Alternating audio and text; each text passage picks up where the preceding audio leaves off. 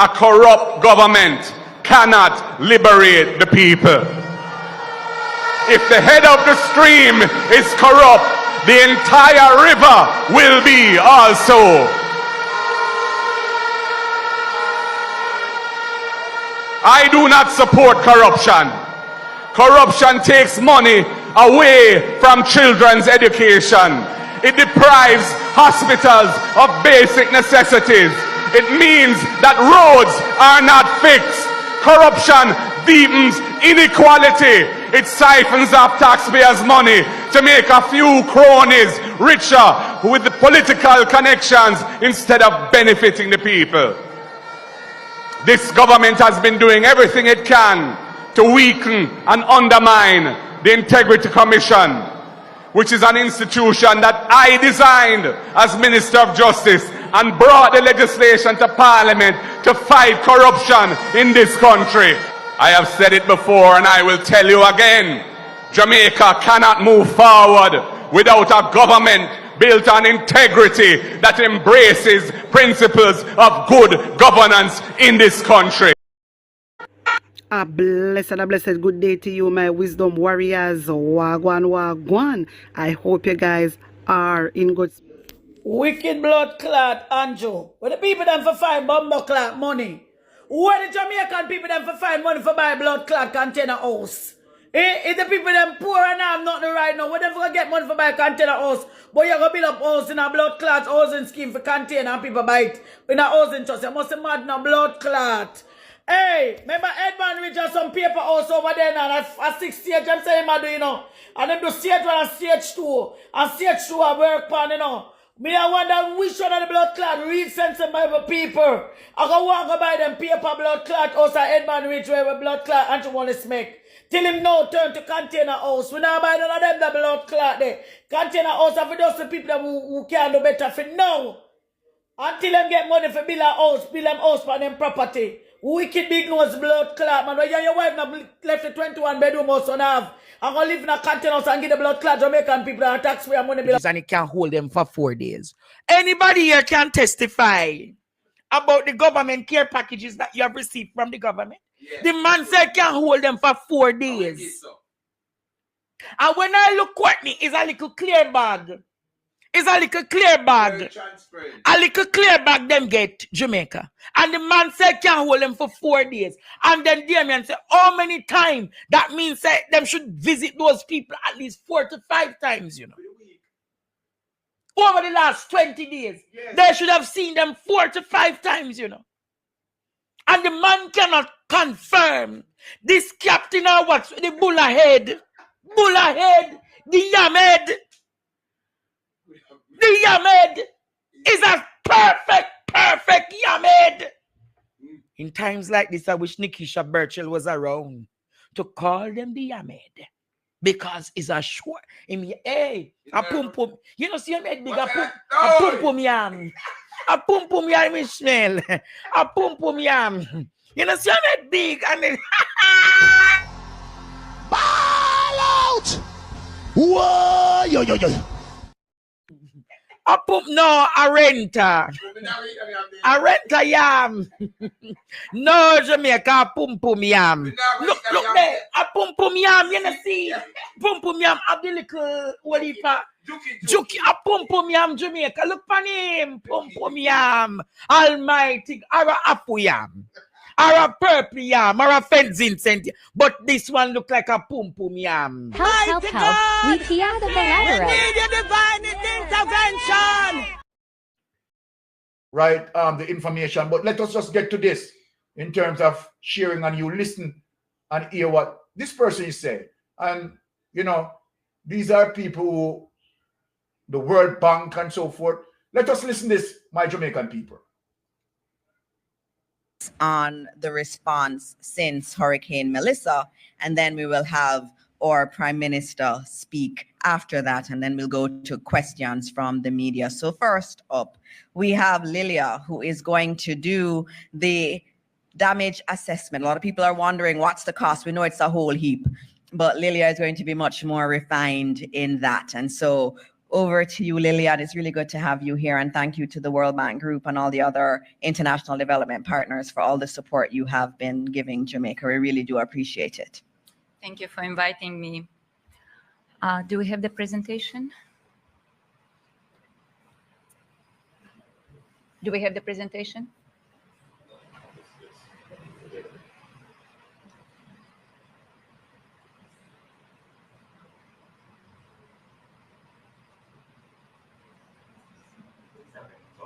Yeah. So I would like to start with saying that this assessment is part of the World Bank collaboration with the Inter-American Development Bank and the United Nations Economic Commission for Latin America and the Caribbean, ECLAC. It will inform a more detailed evaluation of damages and economic losses, which is being led by the Planning Institute of Jamaica and includes the partners that I just mentioned. Before presenting the results, it's important to establish what this assessment is and what this assessment is not.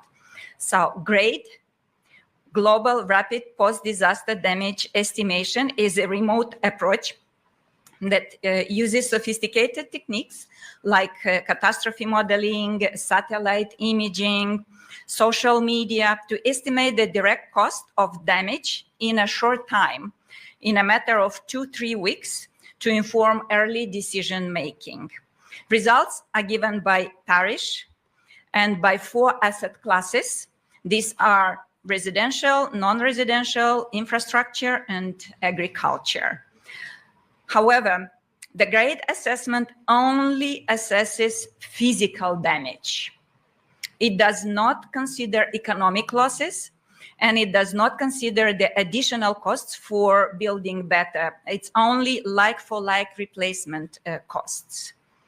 The GRADE methodology, which the World Bank has developed and used across the world, is meant to support early decision-making in the aftermath of shocks and events. And it actually delivers quite a high level of accuracy of about 90%. Very quickly about the data we used: scientific event data, vulnerability data, remote sensing data, historical damage data, built assets data, census and socioeconomic data, and reported damages in the official sources, media, and social media.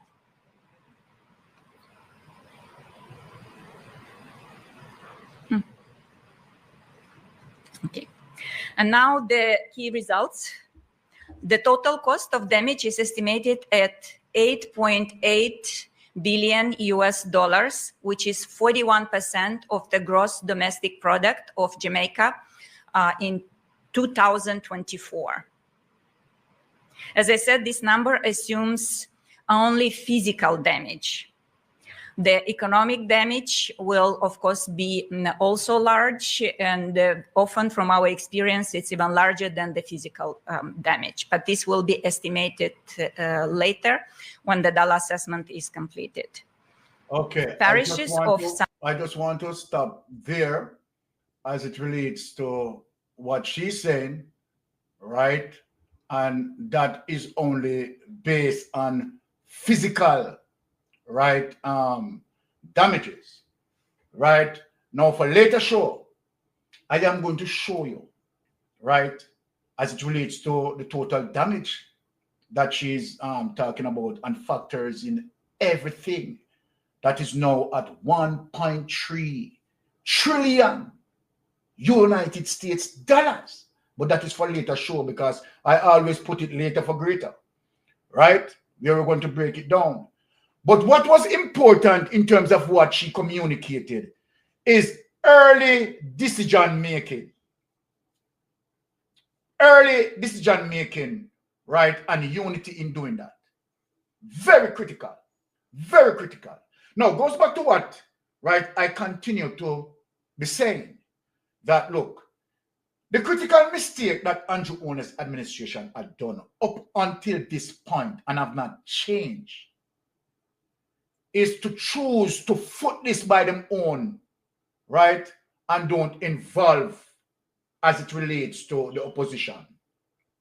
Remember, Mark Golin had spoken about, right, a task force, a giant task force, right, that need to be up and running. And that task force should involve the opposition, should involve PSOJ, should involve, right, civil society, right? And so that critical thinking skill, you understand, can be fused, right? And decision making can be passed quickly in a unified manner, right? To mitigate some of the damages, right? As it relates to controlling, right, the spread of, you understand, bacteria, right? Getting food supplies to people who, right, trapped and where the government, right, cannot access, and take out the partisan politics in terms of not just looking on areas where you know those are strong GLP zones, right? And you want to make sure you are taking care of them and you are not taking care of, right, PNP zones. Remember, everyone is paying tax. The GLP, right, supporters are paying tax. The People's National Party supporters are paying tax. Jamaicans in general, whatever P you are, right, we are all paying taxes. We are all paying our taxes. So now when you have, right, a situation like this that's supposed to bring us together, it's important for us to have that collaboration, to have that political census, to have balance, and to create transparency, right, to get the work done and done. And remember, the economy, you understand, is now falling into the abyss, and trust me, going down very fast. What you need, right, good decision-making process. Now, this is our leadership is extremely important. Extremely important. We're a leadership. The leadership need to recognize, you understand, what are the factors in terms of we not getting there, you understand, in adequate time frame, you understand, so that our economy can at least looking on the up and up. What are the decision-making process for us to inject, you understand, in our in the persons, right, to at least trigger some purchasing power? That is what I'm saying now, going back now, if you utilize NHT programs, right, to put some of Jamaican workers out there who are under the umbrella of the construction program. You understand? These are providing purchasing power, right, to them. Many Jamaicans, and you're dealing with employment at the same time, simultaneously, as opposed to politicians, you understand, you know, you with your autocratic policy just take over, and the only thing you're looking on, you understand, is to use the people's circumstances, you understand, to make more money in your pocket. Because that is what I'm seeing you doing, right? Because now, I mean, without a feasibility study, we are going with container program. No, we are going with container house. And you have not done any feasibility study on it. Right? So people need to stand up to you. You understand? People need to ask these questions. Have you done any feasibility study? Now let us show you the importance in terms of working together.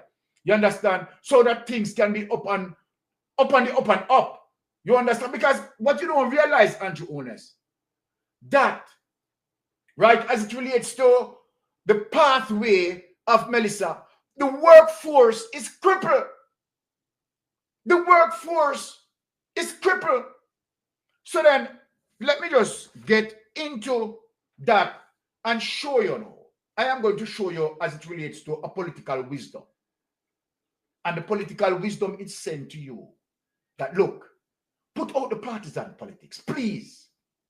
But are you going to listen to the political wisdom? Particularly if the political wisdom is coming from the People's National Party. By the way, that's where most political wisdom spring from. Anyway, you understand? But I think you should listen, because this is not the time for partisan politics. Let us get into the political whiz, right? And hear what the political whiz has to say. right? Let us get into that, right? And I think, Mr. Wellness, right? Take the advice, please, right? Take the advice, right? Let me get into that.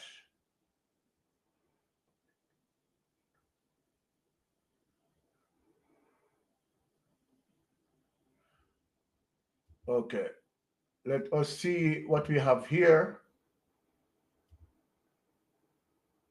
I didn't. What is this? I didn't get that. Okay, let us share this. Right, let us hear what the political whiz has to say. Get a fabric that brings together all the elements that constitute national life. This is no time for division. It's neither green nor orange. We are all in this together. What I want to really convey is that out of this disaster has come a compelling necessity. Some would even say an opportunity to do whatever we have to do in those areas very differently. And I'll give you some simple examples. For how much longer can we continue to do our utilities by wire? We have looked at it before. To put it underground is a very, very costly and expensive exercise. But if every year we're going to have to do a replacement of our wires, we're going to reach a stage where we might just as well have invested, made a start in a certain area by doing what we have to do.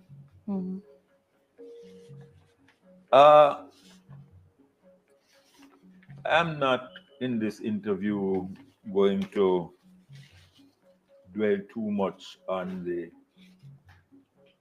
relief aspect, except to say that from my experience over the years, I understand the magnitude of the task and the challenges which any administration faces in responding everywhere at the level which is required. And precisely because of that, it is essential that considerations of politics and of religion don't make what is already difficult totally impossible. Okay, well said, Mr. Patterson, right?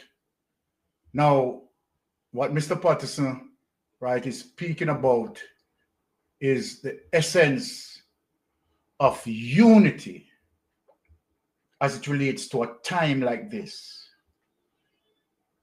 And so then when we have situations like this, there shouldn't be no essence, no resemblance, any at all, as it relates to partisan politics. What we need to understand is that the election gone, the campaigning done. You have to now deal with a situation that faces you. And where Jamaicans are suffering. The Jamaicans are suffering, right? Has no time to think about GLP. Has no time to think about PNP. Some of the experiences that people felt in terms of looking on that moment that, my God, my life is going to be ended. There was no GLP come into the focus. There was no PNP come into the focus. What comes into the focus is deliverance. They want to be delivered from that deadly monster. So then now going forward, as it relates to, right, working together, which you have not done yet, and this is one of the reasons why we are saying it to you, Anjo. It is critical. It is critical. Right? And so then working together is going to be the answer. So the people from the World Bank is saying that. PJ Patterson at the constituency office for Northeastern St. Elizabeth, only to be informed that right next door, if I turn my head to the left, I will see where apparently the Minister of Justice is here in the constituency. I hear that some handing over is taking place and some care packages apparently are being handed out. I really don't know because I have not been officially informed. Why do I raise this? I raise this because it appears as though there is a pattern. Because on Saturday, the Minister of Local Government also came into the constituency. There was no prior notice given to me as the Member of Parliament. I was only informed that 60 care packages were given to the JLP Council for the Santa Cruz Division. The PNP councillors for the remaining 3 divisions did not know anything about the visit, and as Member of Parliament, I also was not informed about the visit. And I raise it because it raises serious questions. At the end of the day, we have to remember that we are the people's representatives, and we constantly say that we're not being partisan in how we approach the whole issue having to do with aid and relief distribution. But the truth is, actions speak louder than words, and the actions leave much to be desired. I am currently at the constituency office for Northeastern St. Elizabeth. Jamaican people want better. Economy coming like stormy weather. Ancestors are turning on them grave. They can tell me how we can do it together. When we look at the future of precipice, we see Jamaica needs the vision of the PNP. People said they bag up promises, them can't carry go shop. And the crime rate getting higher, wonder when it a go stop, comrades. Jamaican people want better. Economy coming like stormy weather. Ancestors are turning on them grave.